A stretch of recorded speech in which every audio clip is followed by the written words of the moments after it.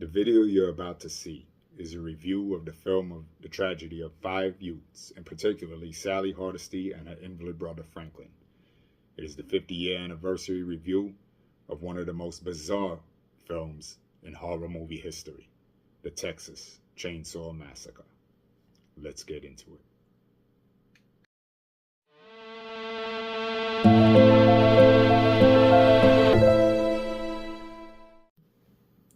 What's going on, everyone? Today I want to talk about Texas Chainsaw Massacre. It's the 50-year anniversary, and I want to review my favorite horror movie, one of my best horror icons, tell you why I think it is the perfect horror movie, why it's my personal favorite, why I think it withstood the test of time. And so let's get right into that, right? First thing I want to talk, the way I'll start this off is recapping how the movie itself starts off. You got the little introduction by John Larroquette, the little narration, and that in itself has become this iconic thing, right? Where like a lot of people try to imitate it, a lot of knockoffs and everything. That's because this thing had such an impact. It was such a little thing, but it had such a big impact over the years. And till this day, nothing can replicate this movie. Nothing can come close or hold a candle to this movie, even though it was marred with all kinds of mistakes and other things that happened on set and between the actors themselves. But that being said, the end result, the final product of this, at the end of the day, was a masterpiece that can never be replicated, like I said, and nothing even comes close, right? No prequel, no sequel, remake, or reboot, or anything. It's just in a class of its own, really. So, like I said, we're going to start. We start with the narration by John Larroquette, and that in itself, it's just iconic itself. But then you have the sound of something rummaging through dirt. And if you don't know that, if you don't know that's what that sound is, it lets you know really quick when you see the flash of the camera and you see those images of decaying corpse, pieces of it. You see the fingers, you see the head, teeth, feet, all of that. And it just looks so fucking creepy. It looks so like awesome. It really just like sets the tone for what you're about to watch, you know? And right after that, you see that corpse strung up on a tombstone, and it's holding a head and everything, and it's just like, wow, what the fuck, you know? Like this thing was just it just looked so gory, so disgusting to watch and everything, right? That corpse decaying there like that in the hot Texas sun. And again, just another iconic image brought to you by this movie, you know, which they didn't really think it was going to do as well as it did. But here we are 50 years later talking about Texas Chainsaw Massacre and the masterpiece that it is. So now we're going to introduce, the characters. Well, but first, before we introduce the characters, let's talk about just the quality of the film, which I think that in itself is also something that really helps this movie stand out. The quality of that film, which I always described as just very grainy, very gritty, I think that in itself just really did it for this movie and helped it give the feel and the image that it did, in your mind, right? This movie plays a lot in your mind. It really like fucking hits your head, and no pun intended. It really gets you, and it really makes you use your imagination. It makes you feel like what these people are in and everything. At least for me, it does. This is why, like I said, it's my favorite. So you have the quality of the film, which it reminds me of like the Grindhouse and like Terrifier is doing now, which I love and all. So that in itself, again, is just another thing that sets this movie apart from a lot of the other slashers and the originals of that era, of the 70s and 80s. So, now let's talk about the characters, right? We're going to talk about them in order of appearance. The first one we have is Nub and Sawyer. I'm talking about the Sawyer family, the antagonists of the movie, right? That's who I identify with. I always like the bad guys, the monsters, the killers, all of that in the movies. So we have Nub and Sawyer, who he's just this really like psychotic guy. He's really mentally disturbed. He's unhinged. He's just, a real psychopath, like just murderous. But you don't get that from him just yet. You see this guy when he's picked up in the van by Sally, her brother, and their friends and all. You see this guy, Edwin Neal, who plays the hitchhiker, who we later know is, sometime later we know him as Nubbin Sawyer. And he's very unassuming. He's very, not imposing at all. He looks like just some, mentally ill person who's out on the road in the heat, and he's like very skinny, very dirty, greasy looking guy out in the heat and everything, and they're trying to give him a ride. But he soon lets you know his other side. He soon lets you know exactly who it is that you're going to be seeing in this movie. And, when he cuts his hand open with Franklin's knife, he sees Franklin playing with a pocket knife, and he takes it, cuts his hand open. This, lets the characters in the movie know who they're dealing with as well. So he goes on to, they get into a little issue with each other because he wants them to pay for a picture he took, and they don't want to do it. So he burns the picture, and then he cuts Franklin's arm with his own knife, with his straight razor. So they kick him out the van.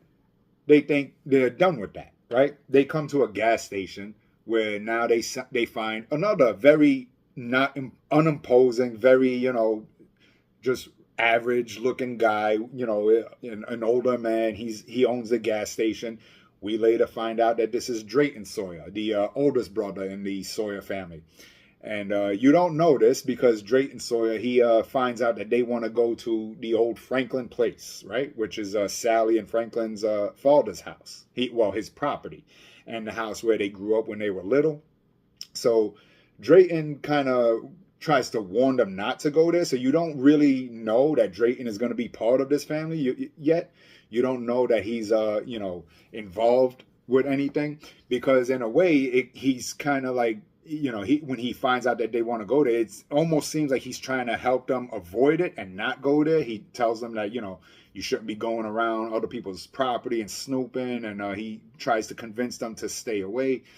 And that, that plays into later on when we find out that Drayton himself is not so keen on the killing part, right? He's part of the family, but as we find out later, he himself doesn't really enjoy that so much. So maybe he was trying to steer them away from it. Maybe, he was trying to help them avoid what they were going to get into by telling them not to go to that property. Who knows? That's just my hunch. But so anyway, we find him, and we don't see him until a little bit later. After they get to the house, two of the youths that are in the group, Kirk and his girlfriend Pam, want to go swimming. They try to find a swimming hole that was nearby, and it's dried up.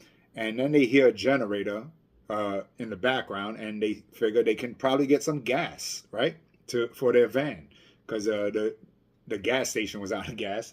So they figure they can probably get some gas for their van, and they try to go to the house and ask about it. When Kirk goes to the door, he finds that it's open.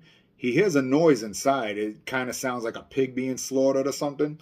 So when he goes in to investigate, that's when we see this guy. That's when we are introduced to the icon of it, the, Leatherface, the man himself, right? And the way he comes out. Now, this just always stood out for me. This scene was always just like so awesome. It was just so creepy, so like real, like, real. That's the word. And that's another thing about this movie, is that everything just seemed so natural. Everything in this movie just seemed very unscripted. It seemed like it didn't look like you were watching a movie. It seemed like you were actually there with them. Like you were actually just watching this play out in front of you. Like all this stuff happen in front of you. Right? And so we're introduced to Leatherface. He comes out of the kitchen. He comes out into the doorway where Kirk trips after investigating the noise. And when you see him come out, there's no music to it. There's no anything like that. You just see this guy come out of nowhere. He's holding a sledgehammer and bashes this guy in the head. And Kirk is on the floor twitching and everything. There's a little blood on him. And just that scene of him like twitching on the floor and Leatherface just finishing him off with that hammer. as a horror lover, what's not to love? I mean, like I said, I always root for the bad guys in the movies and all, and that just satiated my bloodlust. You know what I mean? For in this movie, so it was just so awesome. You know, I think that's one of the that's probably one of the best kill scenes in any horror movie. It was definitely the best one in this movie, and I think that's a scene that stood, you know, for 50 years. I think that's a scene that, you know, is still in a lot of people's minds. Is that scene of Kirk being bashed to death on the floor with the sledge and Leatherface pulling him away. After, you know, that happens, not Sally, Pam, his girlfriend, who's sitting outside, goes to investigate looking for him. And that's where Leatherface grabs her and puts her on the hook.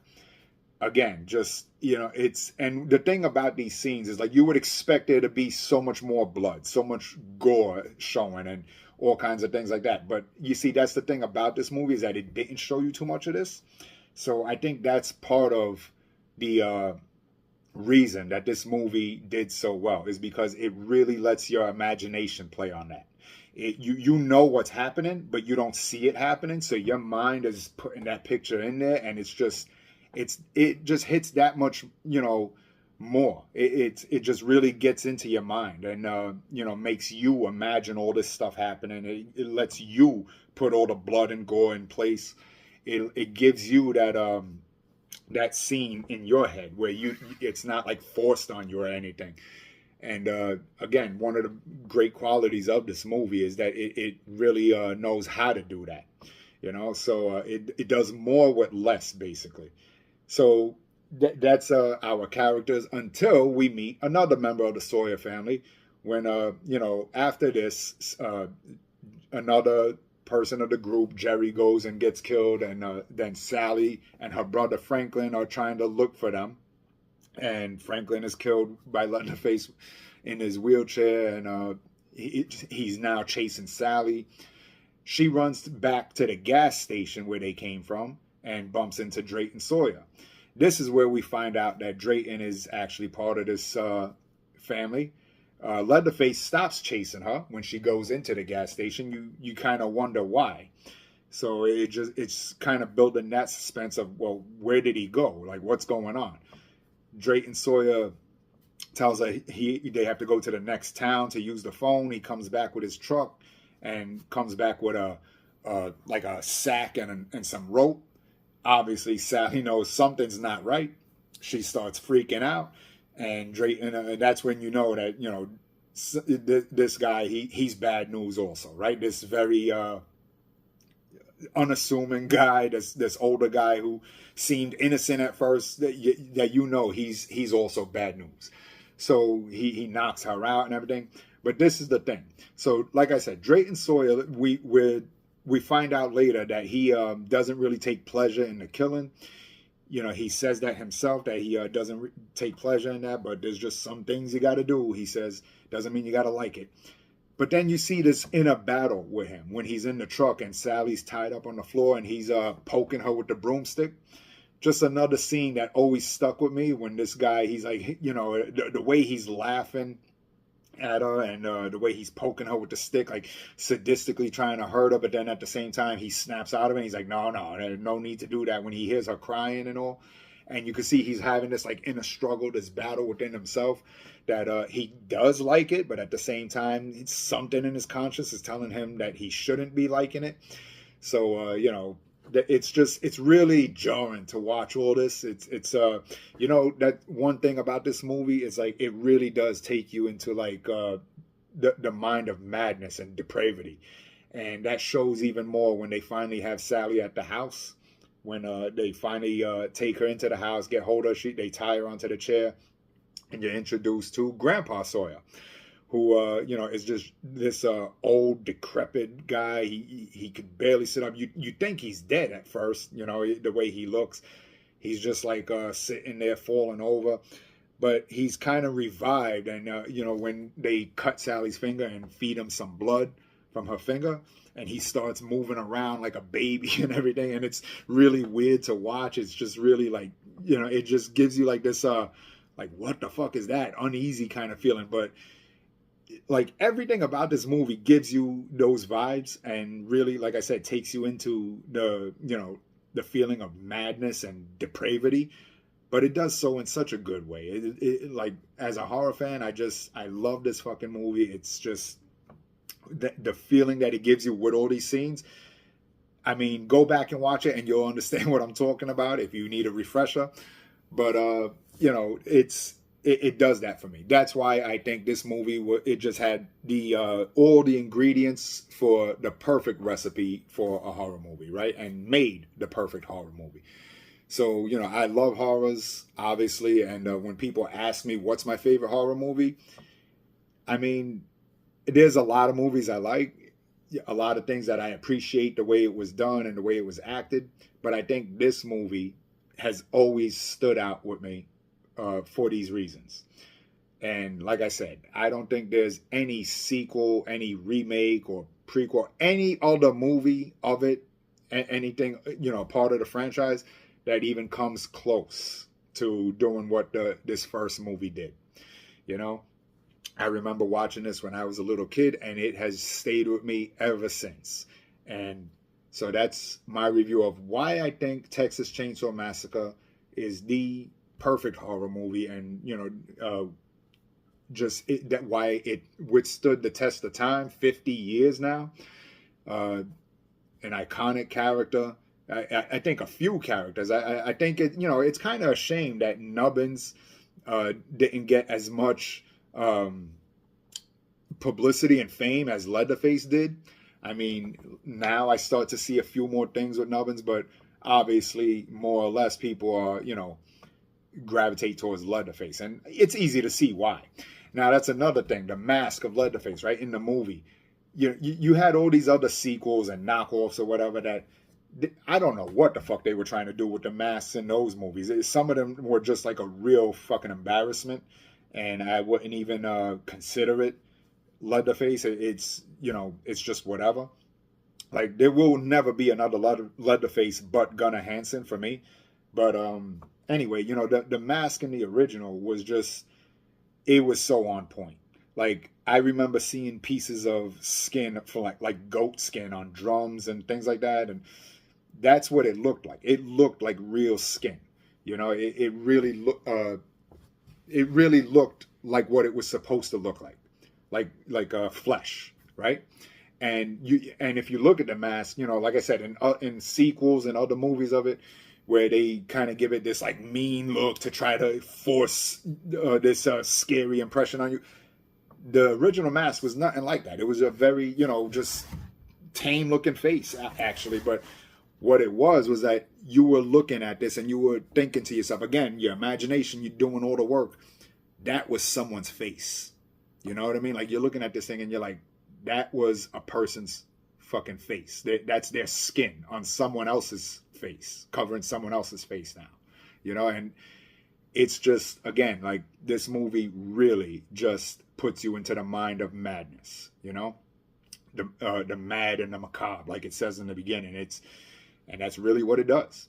And so for these reasons, that's why I think Texas Chainsaw Massacre was and still is the perfect horror movie, why it's still my favorite horror movie to this day. And I just want to say congratulations on 50 years of fucking our heads up. That's it for now. See you next time.